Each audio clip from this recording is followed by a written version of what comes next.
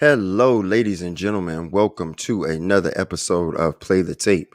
I am your host, Derek J. Fields. Full disclaimer, we're not licensed or certified drug and alcohol counselors, clinical therapists, or anything like that. What Play the Tape is a platform of community advocacy and support for those with mental health and substance use and recovery.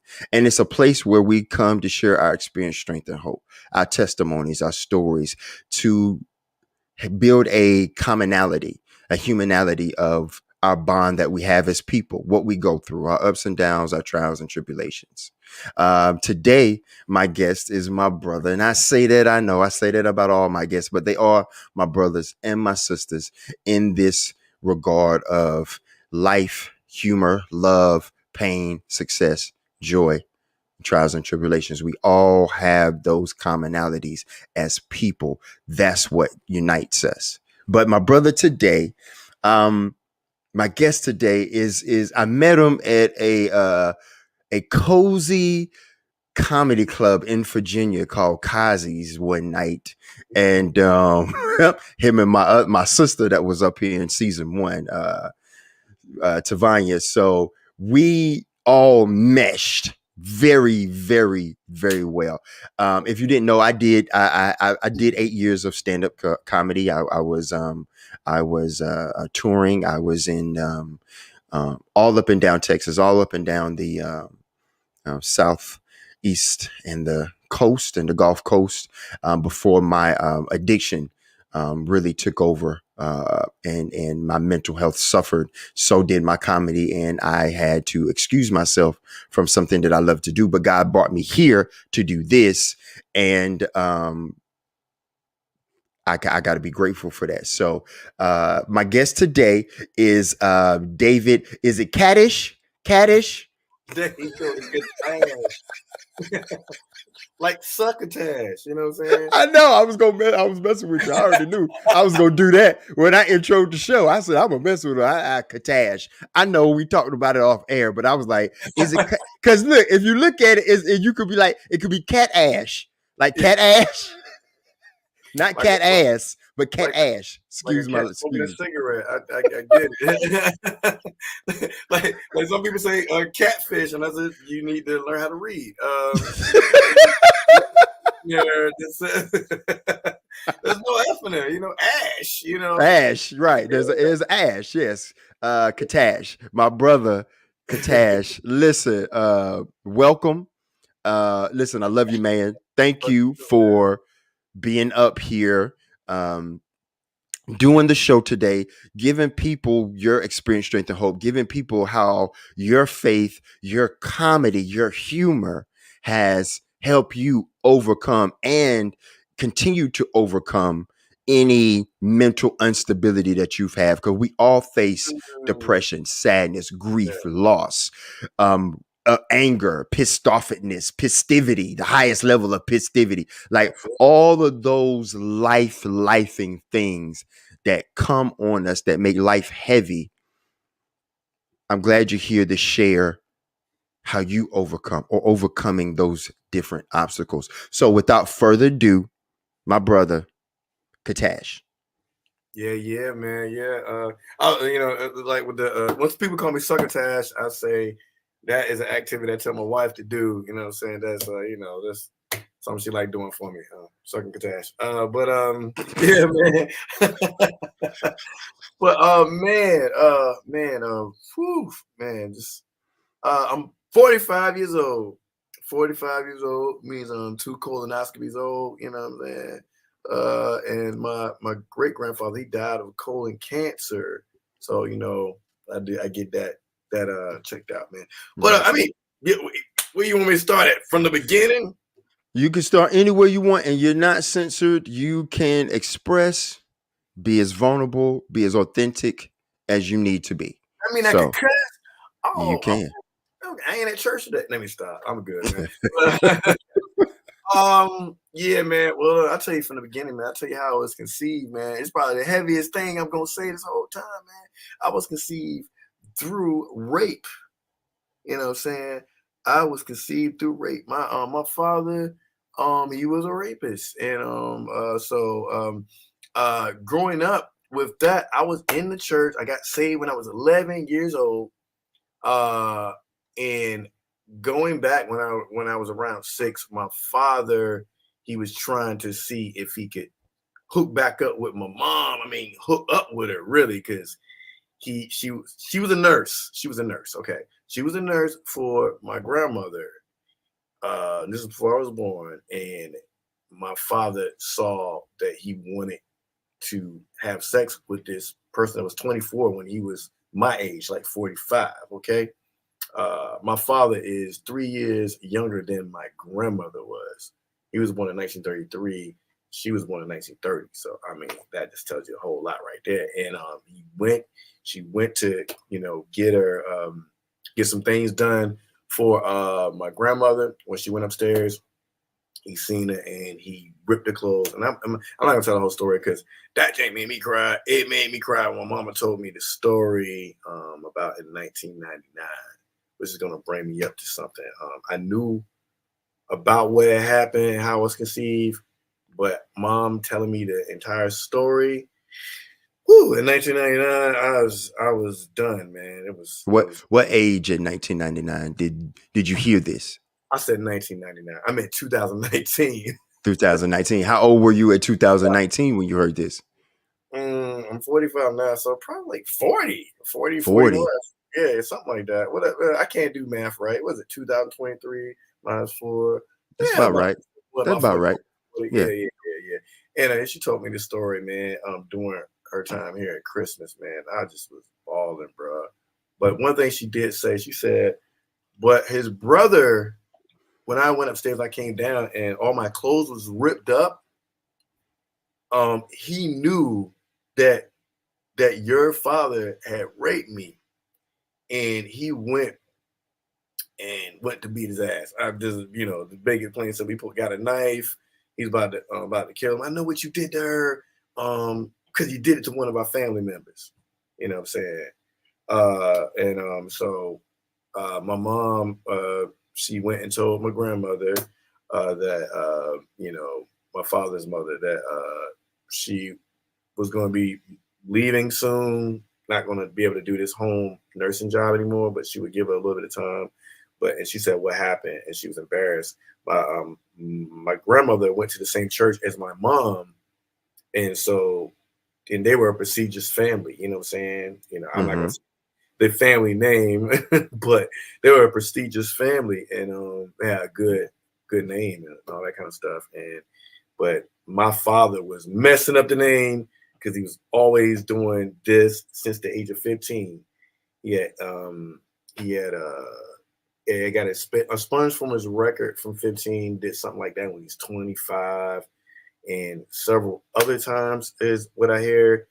And you know what I'm saying? So yeah, so I mean, long story short, when grandmother knew that my mom was living and she said he did this to another family member, in 2019, after my uncle's funeral, uh, I met several siblings, half Mm-hmm. siblings that I had never met before in my life. I mean, I got a whole family out there. I got like hundreds of people. It felt like I meet like a new sister every 2 weeks, man. Because I mean, this guy was out there. You know what I'm saying? I mean, Yeah. that's why I married a white woman, because I didn't want to have no son cousins. You never know who you might be related to. You know what I'm saying? So what I'm saying. So but yeah, but man, they're great people. I was afraid to tell them my story, but I told them my story, and they knew. They said that's how he was, and yeah, man.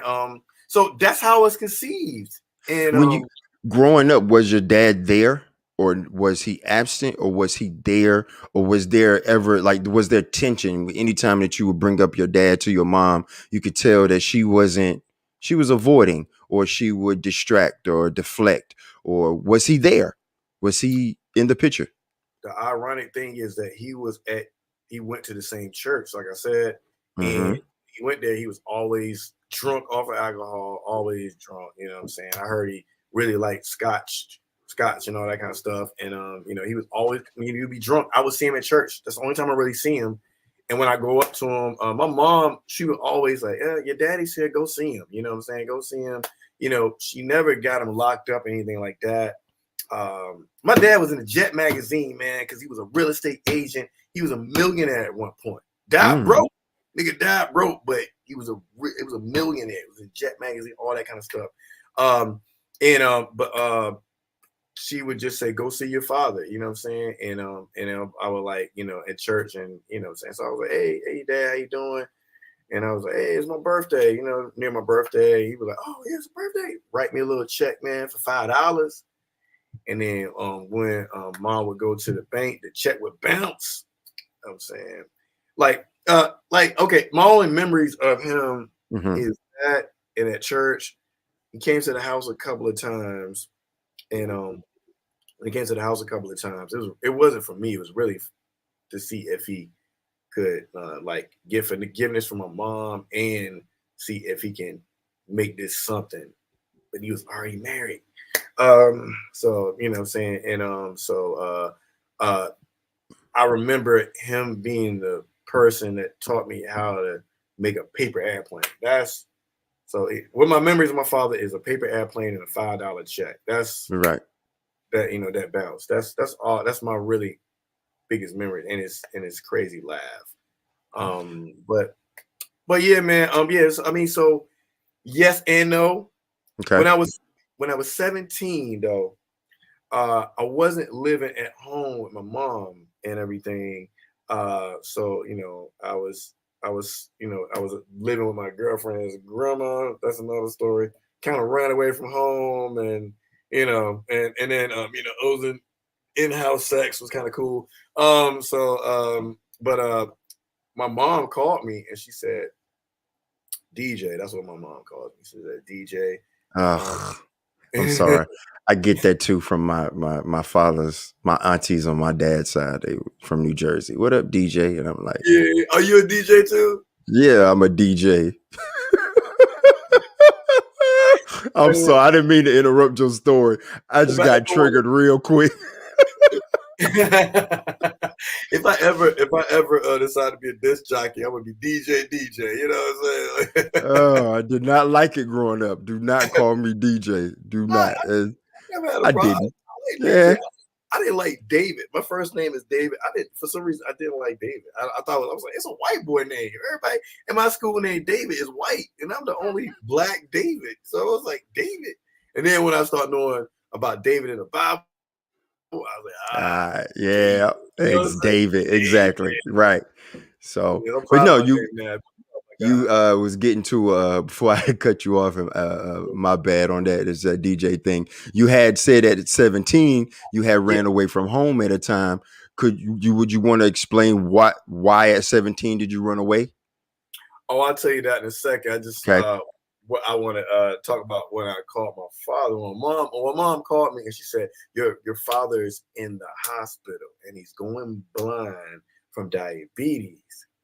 And she says, you were there for me where, my biological father, we went to his funeral and you say, I paid my respects and you're a good man of God and you should call your father and, tell him you're thinking about him and you're praying for him. And I said, oh, yeah, I'll do that, Mom. You know what I'm saying? That's the way my mom raised me. So I called my father up and at the hospital. And I said, hey, Dad. He said, hey, who's this? I was like, this is David. And he was like, okay. And I was like, yeah, my mom told me that you went blind and, and everything. And, you suffer from diabetes. I just want to let you know, I know we ain't really had no real relationship, but I want to come and see you. I love you, you know what I'm saying, regardless of anything in the past. And I want to pray with you. And he said, who is this again? And I said, David, your son. He said, you ain't my son. Your mama lied to you. And he hung up on me, man. And that just hurt so bad, man. And when was this? When did this happen? When I was 17 years old. I was 17. Oh, wow. Okay. And so it just, for like you was asking about why did I leave home? Like it was I left home because my my parents was really strict. You know what I'm saying? I was raised by, both my parents, my mom and my grandmama. You know what I'm saying? And my granddaddy, not daddy, of course. And the thing about uh, I got to the point where they thought that I was doing drugs. Only drug I was doing was my girlfriend. That was, that was my drug of choice. Females, you know what I'm saying? But I do. yeah. So I wasn't doing I wasn't having sex with anybody. I mean, I wasn't doing any drugs with anybody. I was having sex with somebody. And I couldn't stop. You know what I'm saying? That was going on. Like, they was worried about me and shoot, I even walked out in the middle of the night, 1 o'clock in the morning, and almost got killed. That's a whole nother story I'll tell you about. Almost got killed for some booty. I'm telling you, that's how addicted I was to that. But no, so and then so with everything going on with that, and you know what I'm saying, my grandma, she was mad at me about something, and grandma was the pillar of the family, you know what I'm saying? Right. Like, Absolutely. you know what I'm saying, she's the pillar of the family, and grandma went and talked to me for like 2 weeks, and there's a whole lot of other type of torture. You know what I'm saying? I go to grandma, we watch basketball, NBA, the Chicago Bulls, Mm-hmm. and you know what I'm saying, and WW, well, not WCW, forget WWE. Anyway, because they got real cartoonish. But yeah, we used to watch that stuff together, and then so when I go to her, hey grandma, the Bulls are playing. She said, she wouldn't say nothing. I'm not talking to you, and she wouldn't talk to me for 2 weeks. So I ran away from home because, you know what I'm saying, I ran away from home and I stayed over at my friend's house for a day, and then when I got told you got to go back to your parents' house the next day, and when I talked to my grandma, I went home and she was mad at me, so she didn't talk to me.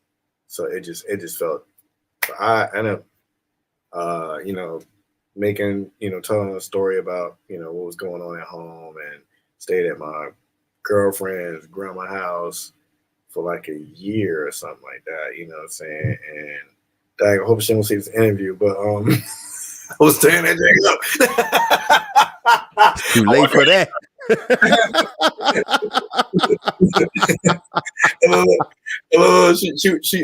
She would find condoms in the house, and then she was like, David, what is these condoms? And I was like, oh yeah, I thought it was water balloons. I'm just filling them up with water, you know what I'm saying? Like, just as a gag, you know what I'm saying? She was like, she find a condom on the couch. You funny at 17. You ain't filling up no condoms with no has no water balloon. Like, water balloon, you know what I'm saying? So I was making stuff up. I was like, oh my God, she was finding. I was like, hey, I thought I threw that away. But yeah, she was finding the condom wrappers in the trash can. Kids stupid. Like, Yeah. He's throwing it all the way outside. Like, come on, kids stupid, man. You could have at least filled a couple of them up and popped them and left them outside like they burst. I could have did that too. I mean, listen, we talking at 38, 45. Like that's 17, right? Yeah. Right. We ain't got that kind of knowledge at that time. That's man, funny. shoot, when I was young, I was so stupid, man. I would break like a cup or something, Yeah. in pieces, and I would just put it back together and put it back in Oh, the you show. did. Dude, you did it too? Okay, so my mom had these unicorns and they were ceramic, and I would play with them. We were like, and I chipped one of the legs, came off, and because it had a leg, it was in the front. So I was like, ooh, I know my dad keep Loctite, because Loctite is a type of glue. It's like super glue. Yeah. So I Loctited it back together, and I put it back. I let it seal, and I put it back on the shelf. And this before she came home from work, but I was like, oh man, I hope she don't. Oh, I hope she see it. She see it. Oh, okay. Oh, damn. Bro, at least you were a little smarter than me, bro. Cause I still got that belt. I still got that whooping. nah, you were smarter than me because I didn't use glue or nothing. I just put it back in there broke, but I put it in place, and I'll be hoping that they think they broke it by just picking it up. Picking it up. That's how stupid I was, man. I'm telling you, man. Hey, mine didn't work either. Mine didn't work either. I just thought I was smart, but Uh, I was not. I you was not. I still got that whooping. oh Oh man. man. But so how, when your dad told you that in the hospital, you on the phone calling him like, "Hey, dad, it's David. You know, mom told me what's going on with you in the hospital, your condition. I want to pray for you." Like, who is this? It's your son, David. And he told you that you're not my son and your mom lied to you. How did that make you feel? And is that something that you had to suppress? Did you ever talk to your mom or your grandma, or your granddad about it, or anyone? It was kind of embarrassing at the time, and I didn't talk to them at the time, but yeah, it killed me. Oh my god! Even when I think about how it made me feel now, it killed me because I'm like, I'm reaching out to this dude that don't deserve to be reached out to. I mean, you raped my mama. You know what I'm saying? It's something my mama had to deal with the rest of her life. She still deals with it to this day, and but she was a kind enough woman to tell me to give you a call to let me know what's going on with you. You ain't never reach out to me. Like, I really hadn't, he never been to the house. I was since I was 6. One of the reasons I hate cantaloupe so much because he brought a cantaloupe when he came. I hate cantaloupes. You know what I'm saying? Mm, Like I would never elope because I can't elope. I hate cantaloupes. You know what I'm saying? But no, but yeah, bro. That hurt me, and I told my mom about it later in life and whatnot. But bro, that was so yeah, painful. And then yeah. and get this 2 years later is when he died. So by that time, I was in the military. I was in Fort Eustis, Virginia. Thank you for your service. Yeah, you ain't gotta say that. I ain't do nothing. But yeah, I appreciate that though. Yeah. Everybody say thanks for your service, man. I used to do taxes in the military. I ain't do nothing. But but yeah, but that day of his funeral, December 19th, 2000 and 2000. I think it was 2000. Yeah, 2000. Oh, it's 2001, 2000. It doesn't really matter. But that was the day of his funeral. That was also the day of the Christmas party. I had a choice of going to a Christmas party on my father's funeral. So yeah, you know what I went to. I went to the Christmas party, because this nigga Yeah. said I was his kid, and Right. I had unforgiving heart for him. So I remember telling people, I didn't want to miss that Christmas party, and telling people, how you doing today? Oh, I'm good. You know what I'm saying? Oh, I don't know. And it just not looking for sympathy. I just happened to come across conversation. Oh, my father died today, and they were like, oh my god, oh, I'm like, oh no, I don't care. I did not care. Now, take you to 2003. Mm-hmm. After I got married. My wife did some real despicable things to me, and I was really angry with her. Like I was going to divorce her, um, and I was also I told her unforgiveness for my father as well. And I remember getting this message. The pastor was preaching that day. He was preaching a message about forgiveness. And he said, if you hold unforgiveness for somebody, how can God forgive you? The Bible says, forgive us our trespasses if we forgive those who trespass against us. Or, if you read the other, the NIV, they might say, forgive us our debtors as we forgive our, so forgive us what debt, something like that. But at the end of the day, how am I being forgiven for my trials and tribulations and transgressions that I failed when I can't forgive that situation? And although he was in the grave and he said I wasn't his son, I forgave him. I forgave him, and I forgave, my now ex-wife, as well. But um, leading back into that, later in life, when in 2019, I'm jumping up a little bit, kind of, Mm-hmm. keeping it. In 2019, when my mom told me that story, and then I learned that there was a brother that came in her defense. She was confused about the name, but she told me he came in her defense, and I was like, man, I haven't seen that uncle in over 20 years. And I'm gonna go find him. I stayed in touch with my aunt Bernice. Oh my God, she passed away. She was 99 last year, I believe. It was last year or the year before. It just seemed like it's pretty fresh. It was during the pandemic stuff. After she got the vaccination, it was like a month later she died, you know what I'm saying? But my aunt Bernice and my grandma who passed away back in like 89, they Rock. stayed. Yeah. They stayed tight. I mean, even my mom like stayed tight with them. They love man. She's not just my aunt. She would have been like an aunt even if she wasn't my aunt. Is like that. You know what I'm saying? Right. Like she the Sunday school teacher for everybody. She was the woman that went to Haiti for 20 to 30 years. Every year for missions, and she actually asked me to go on a mission with her, but you know, I never was able to do it. You know what I'm saying? But yeah, Aunt Bernice, I love Aunt Bernice. So yeah, but I don't want to say Uncle Winston. Okay, Uncle Winston, he had passed. Oh, take it away. I went to see Uncle Winston, and Uncle Winston had recently at the time gotten a car accident in 2019. So I got in touch with his daughter, who I didn't know any of the family. I just knew the uncles and the aunts that died. And I went up to him and I was like, Uncle Winston, I don't know if you remember me, but I ain't seen you in like I ain't seen you in like 20 something years, 27 years. I was like 17 last time I seen you. And he said, hey, he grabbed my hand. He was 94 years old. He grabbed my hand. He's laying in the hospital bed. And I said, yeah, Uncle, I didn't know if he remembered me or not. And so I was just like, you know, maybe trying to jog his memory, da da da. And I was like, yeah. He said, how's everything going? I said, I'm okay. And I said, yeah, I'm your son, I mean your brother, such and such son. And he said, your daddy did you wrong. And I just yeah. I cried, and he just rubbed my hand, and he was like, he asked me about how my mom was doing. He said he always wondered about me and stuff, like what was going on in my life. And then he named the street that I lived on. He was in his great senses.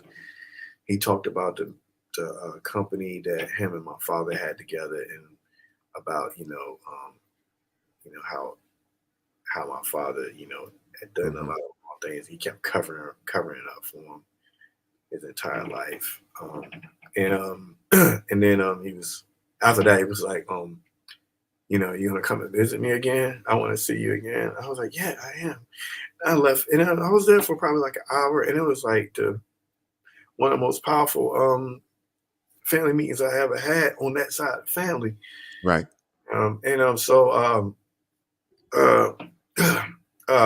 His daughter, she hit me up and said, "Are you coming back over there to see him?" I was like, "Yeah, definitely." And she said, "Yeah, he like graham crackers. Can you bring graham crackers over there? Because I can't make it over there." But the day I was supposed to go over there, I didn't get an opportunity. I didn't get to go over there that particular Sunday. And then on Monday, I got a call that he was gone. So, but I felt like, it definitely was, okay, sorry. It was, That's okay. It was ordained. It was ordained for, me to get that last talk with him, Yeah. About my father. Cause I never really had that conversation with anybody. Even Aunt Bernice would, she would say, your dad, and then da da da. And I said, do I have any brothers and sisters out there? And she's like, yeah, but they're hard to get in touch with. She kind of like was on that thing like that. And but after Uncle Winston died, she got with Uncle Winston's daughter, my cousin Anita, and said it's time to let David know about his siblings. And so I'm at the funeral, and I seen some people, and that's it. And somebody, Anita's brought me up to somebody. She said, "I'm not going to talk about this until later," but this is David. And the first female, she looks at me, she's like, "You're David? You're David?" And then she starts hugging me. She's like, "Oh my God, David." And then she brings me over to somebody who looks just like her, like a twin, but they're not even close in age. These people, by the way, these people are like in their 60s. They're my mom's age. Okay, Right. I'm gonna tell you about Mm-hmm. that in a second. And she hugs me, Cece, she hugs me and she says, "You're David. We've been looking for you. Oh my God. Is it, what's your last name?" And I told him what my last name was. It wasn't my father's last name. And I said, it's a lot behind that. And I said, I don't know if I want to talk about it. And she said, Mm-hmm. "Oh, I'm so glad to meet you. You're my little brother." And then there was Raven. "Oh, this is your." They was introducing me to so many different people. "This is your uncle. This is," and so and then I seen this one man that I walked over to that they were like, Ron, I want you to meet David. And he was like, "Oh, hi David, all right, nice to meet you." All right. And that was it. And they came and they said, he said, "Ron doesn't know about you, but he's gonna understand." He said, "We got one other sister that might be questionable about who you are and stuff like that." So, and I said, "Okay." And so after the funeral, we have the reception. What do you call Mm-hmm. it? The overpass. Overpass, yeah. Yeah, Repass. repass. Yeah, they overpass, whatever.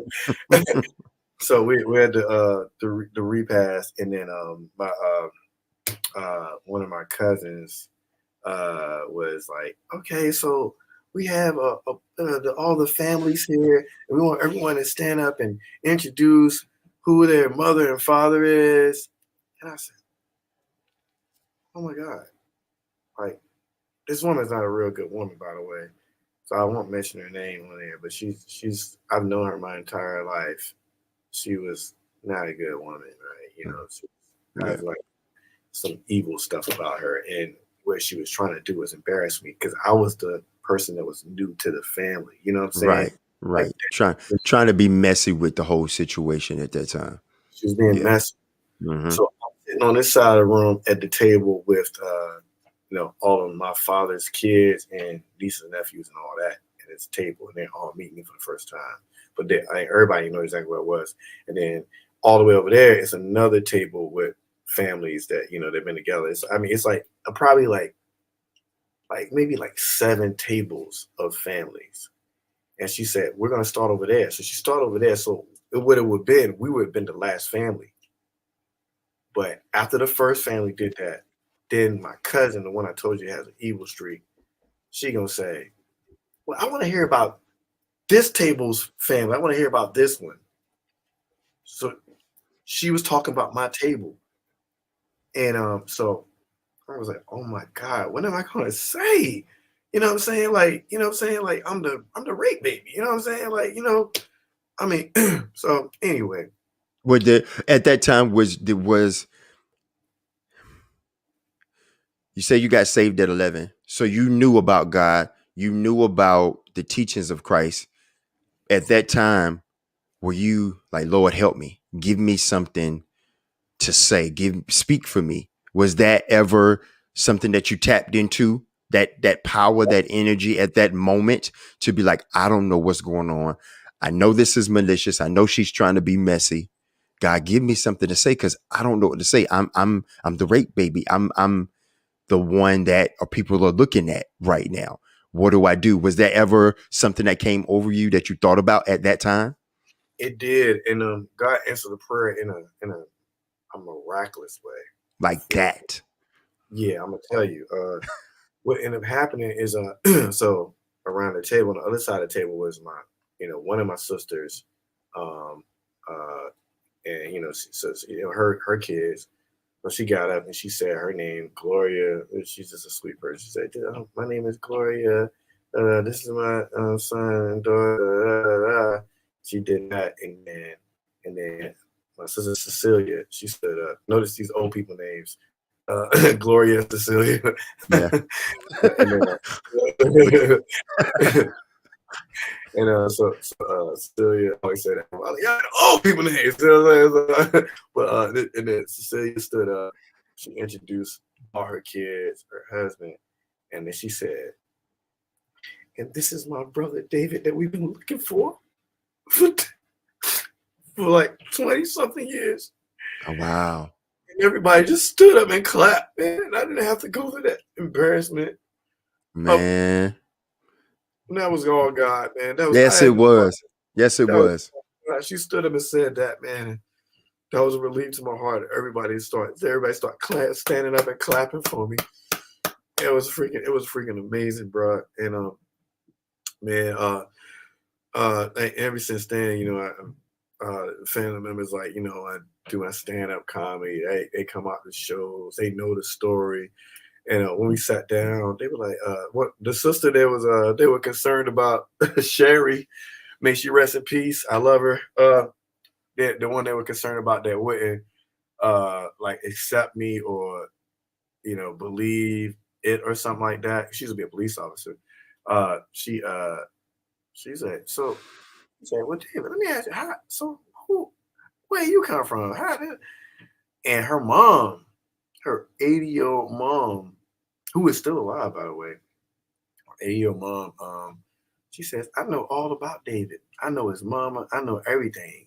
Your daddy was out, dad was doing a whole lot out there." And she said, "Yeah, I know about you." She said, "How your mama doing? She's a good woman. Tell her I love her. Like, this is the woman that knew about my father raping my mom to get me conceived. So she knew about me. She knew of me, and she knew of my mom. And she said, your mom is a strong woman.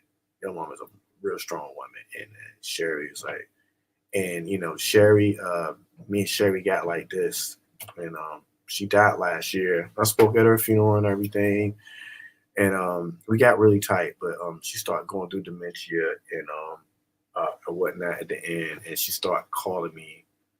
She called me her nephew. She started calling me her nephew.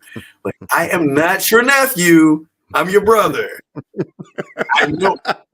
I probably should be your nephew because you're But 6'7". I am your brother. I am your brother. And she started laughing. Don't And then don't write happy birthday nephew on the call.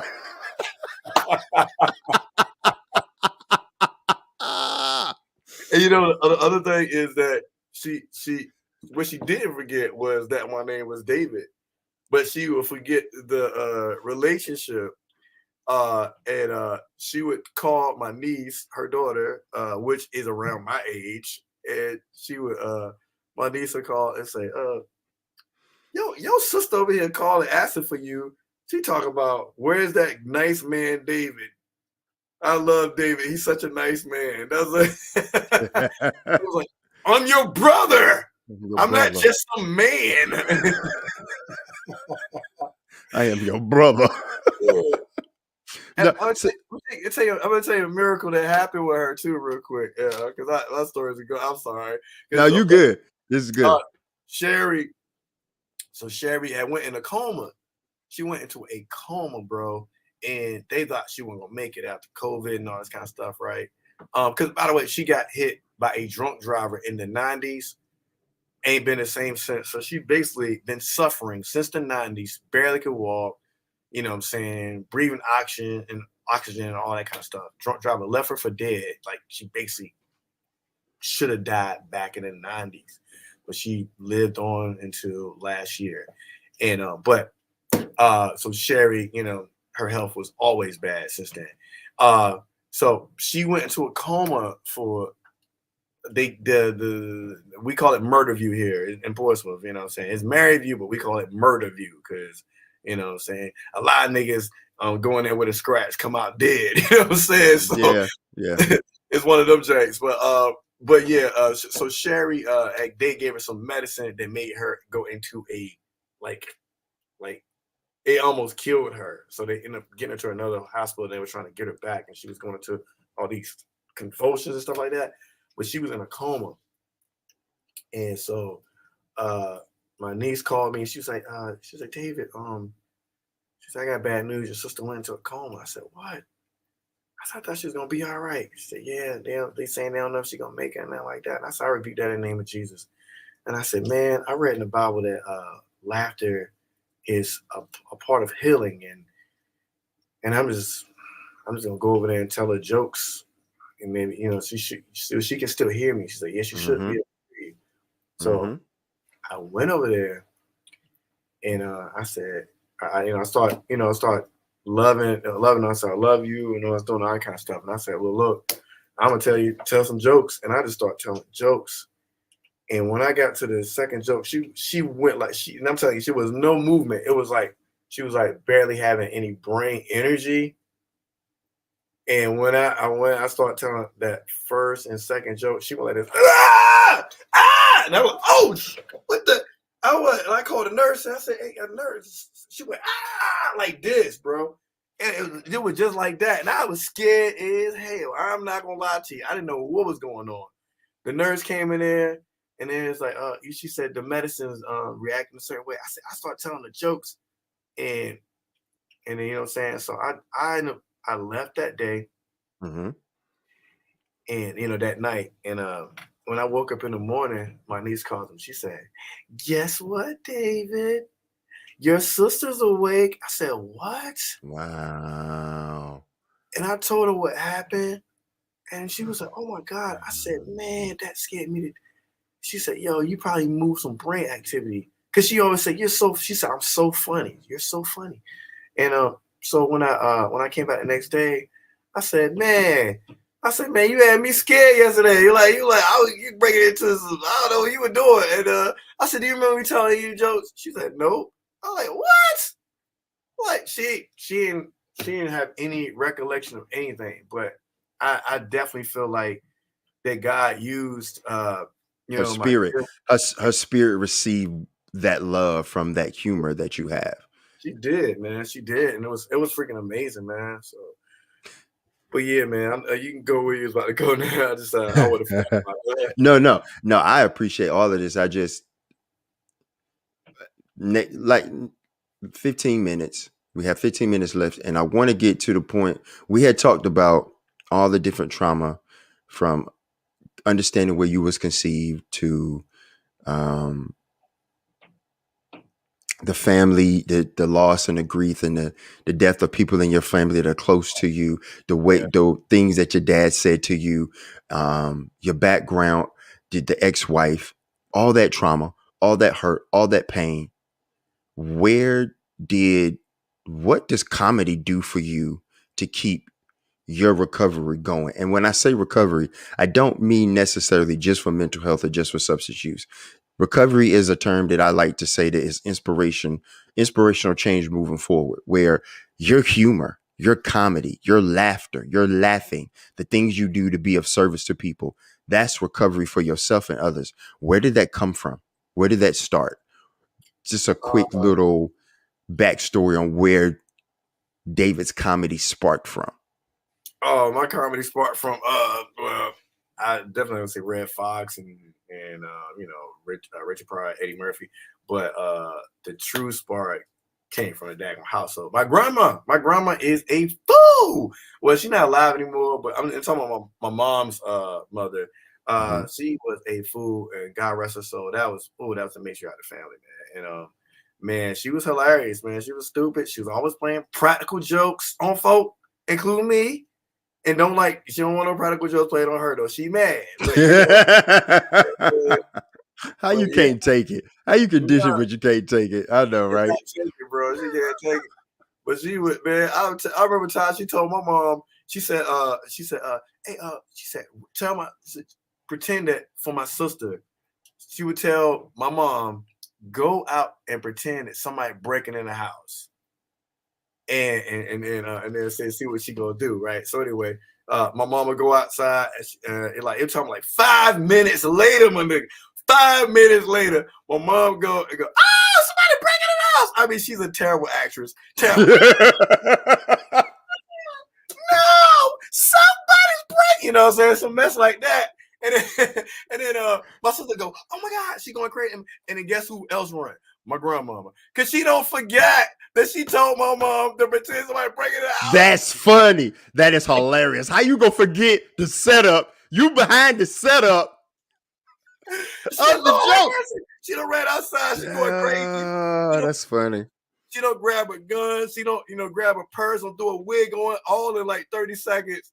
And and then my mom was like, you know what I'm saying? Like we thought you were just playing along, like you were a real good actress. You know what I'm saying?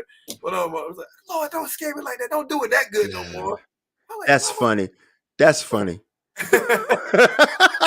how, she, how she forgot. Like, you set this up. You the setup Yeah, man. You set right. this up. You set That's it up, man. But yeah, but that's that. And then I'm a musician. I'm a hip hop artist. I'm a rapper. Man, I've been a performer for a long time, and because I'm so hype, as y'all probably can tell, uh, people would get me to host their events. Saying not as a comedian, but just as a hype person. And while I was in the process of doing that, I realized that I knew how to be funny just in the moment, and then it made me think about stand up comedy. Maybe I'll go ahead dive in that. And so I went in 2016. I went to the Funny Bone Comedy School here in Virginia Beach, Virginia, and I ain't looked back since, man. So yeah, man. how has a performer in all aspects has helped you stay mentally stable, has helped you, of course, there's always God. Always keep God first Amen. in Amen. everything that we do. But he gave you that gift, he gave you that talent. How has that kept you mentally stable through all your adversity to bring you joy and know that you bring joy and healing to others? Yeah, man. It's that godly boldness that I was able to display, especially when I was doing well, I still do it now, but the Christian rap. I was you know what I'm saying, it was like the godly boldness. So I can be like, yo, put your hands up for Jesus. Man, put your hands up. I mean, I just have that energy that God, you better been up. I tell you better put them up for Jesus. They going up like, At first it's like this guy crazy, but then they're like, I like this guy. You know what I'm saying? oh, all Like right. that Holy Ghost boldness. And then and so in having that, God gave me these talents. You know what I'm saying? To learn these different things. And the main thing I think He gave me that I didn't really have to learn is being a performer. Mm-hmm. Like, that's, I guess, a performance is a gift, and the talents like, music and rapping and comedy and acting and all these different things are talents I learned, but he made me. I'm a David, bro. I'm a David, man. Right, And right. I'm proud of that, David. So yeah, man. I forgot what the question was. I'm sorry. I'm like my grandma when she be doing the setups, and then I did this great setup, Just and then forgot. Just like, oh, wait a minute. ah, but being, how does it make you feel with all these, being a performer? That's the gift that God gave you, to all the aspects of rapping, songwriting, performing, comedy, humor. How does that make you feel? Because when you get on that stage and you do what you do, you're being of service to others to take them out of whatever trials and tribulations, whatever yeah, failures or challenges that they had that day. You get to be like, wow, for whatever time I'm allotted, I get to be of service to these people and make them forget about that and give them a performance of rapping, piano play, songwriting, comedy, humor. How does that make you feel knowing that you are in service to people like that? I love it, man, because I like when people do that for me to make me laugh when I'm feeling down. So, like, if I'm sad about something and someone makes me laugh, I say thank you for that laugh. I needed that laugh that helped me calm down. So yeah, I love it. I love being able to make people laugh. I love making people feel good. I love allowing people to cry. You know what I'm saying, and get that pain out instead of keeping Mm-hmm. that pain inside, because crying is a good thing too. So Yes, yes, it is. yeah, man, it's a good thing. It's How do I you? did a good thing No, go today. ahead. No, go ahead. I'm sorry. What'd you say?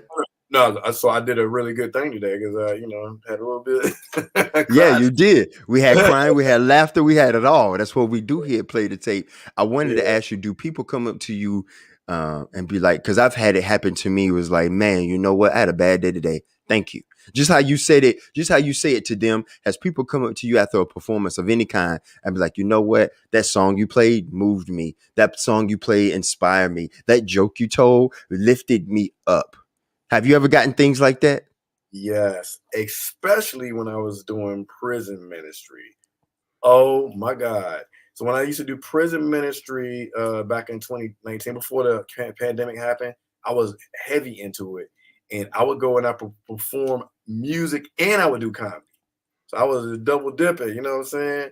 So, Mm-hmm. and the crazy thing is, the main thing would happen afterwards, but people come up to me wanting prayer, they're in tears, they're telling me all their secrets that I didn't need to know. You know what I'm saying? I didn't need to know you did something to a little boy. I didn't need to know that because, but I'm there for that. You know what I'm saying? I'm there. But they're telling me, man, that song you did touched my heart, and they were crying. They're like, and they were like, oh my God, that was so good, man. I thank you for coming. Please come back again.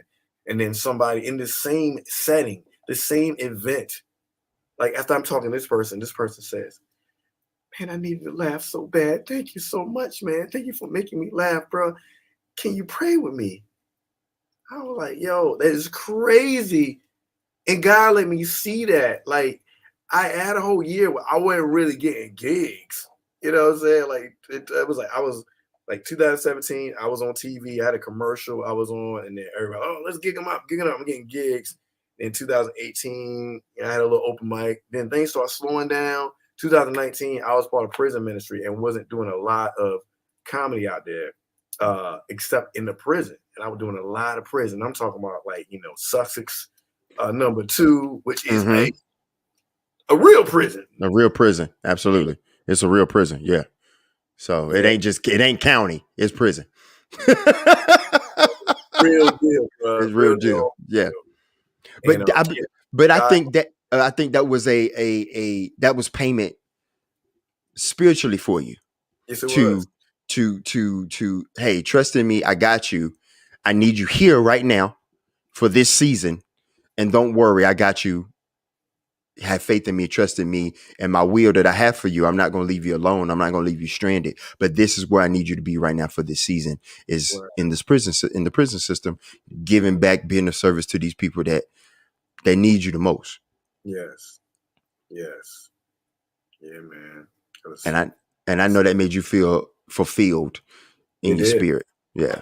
Yeah, when I'm sitting here thinking about it, kind of want to go back, man. At first I was like, no, I don't want to go back because that the COVID stuff is scary. But kind of want to go back. I probably wait another year though. Make sure Hey, you you know what we do? Pray about it.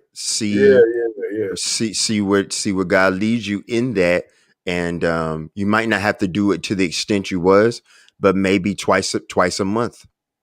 You know what I mean? You Yeah. never know. Just see, just pray, receive, and that's just a suggestion. I know for me, when I there is something that I need more clarity about. I pray, I fast, I meditate, Amen. because I don't want Derek to get in the way because I know I'll mess it up because Yes, I ma'am. think I know better and I don't. So, You're right. um, Right. listen, we got a couple minutes. Where can people find you, David?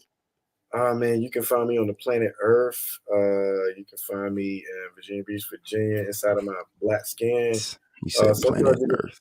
and He said sometimes you planet. can find me inside of my wife. You know what I'm saying? Like depending on what time of I night it is. I can never look at Succotash ever again. You ruined it for me. You ruined it for me. Hey, wife, I need you to suck it. Never mind. Never mind. Just never mind. Never mind. You don't want no sucker? No, I don't want no Succotash. I don't want it. Throw it out. Give it. Go donate it. Give it to a food bank. I don't want it. But no, really, like right there it says UBSN underscore TV.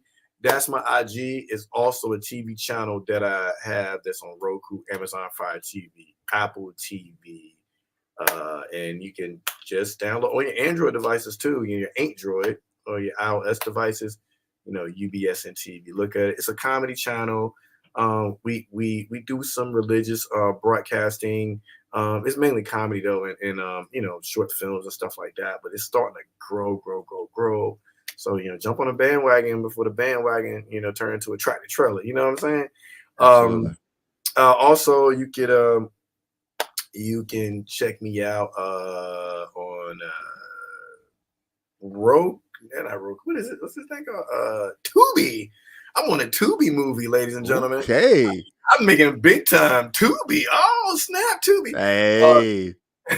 But it's the movie's on Tubi, it's on Apple TV, and it's on Amazon Prime. It's called Thankful for My Family.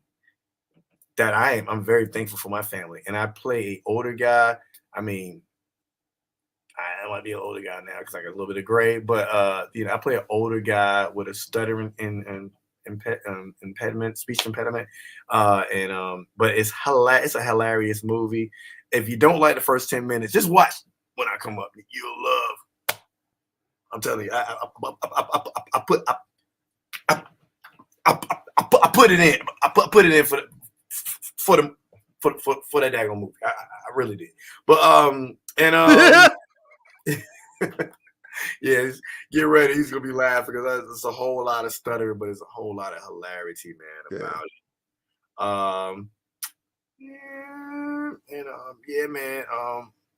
What else can you find me? Yeah. Okay. Yeah, I love it. I love that. I love it. I love all of it. I am listen, I thank you for being here. I am grateful for you, my brother. Listen, much blessings to your success, your future endeavors, to you and your family, and to whatever you put your hands on. Let it be blessed in Christ Jesus. Listen, I love you, man. Absolutely. There it is. There it is. And whatever you put your hands on, whatever you put your hands on in your spirit into, there it is. There it is. I'm blessed. But my brother, listen, I love you. I can't wait to have you up here again. If you want to come back, I would love to have you as a recurring guest. Your story is impactful, is powerful, and you have victory. And I'm very blessed that you were here today. And thank you so much for doing the show, agreeing to do the show. I had a good time. I love what you're doing, and I learned something about you now. So now I know I need to look at your story because that's powerful, man. And man, victory in Jesus, man. That's all I want to say. Victory in Jesus. You better love the Lord. Think I said love the Lord, man. I got two fists. Hey, look, brother, listen, we got to get out of here. I love you, man. You be safe, be blessed. You take care. Till next time. Peace. All right. Hey, family, that's what we do here. Play the tape. Listen, it's all about love, laughter, forgiveness, rejoicing, strength, experience, hope. With peace comes understanding. With understanding comes love. With love comes hope. And with hope comes faith. And with that comes recovery. Listen, if no one told you today that they love you, we love you. I love you. You will find that there are people that would jump down in that pit with you, not because they don't know what they're doing, because they know the way out. Play the tape, good, bad, or indifferent. You play that tape. Whatever that looks like for you, you play that tape. That's what we do. Listen, until next time, thank you for viewing, listening, however you may be viewing, or however you may be listening. Thank you, and God bless. Peace.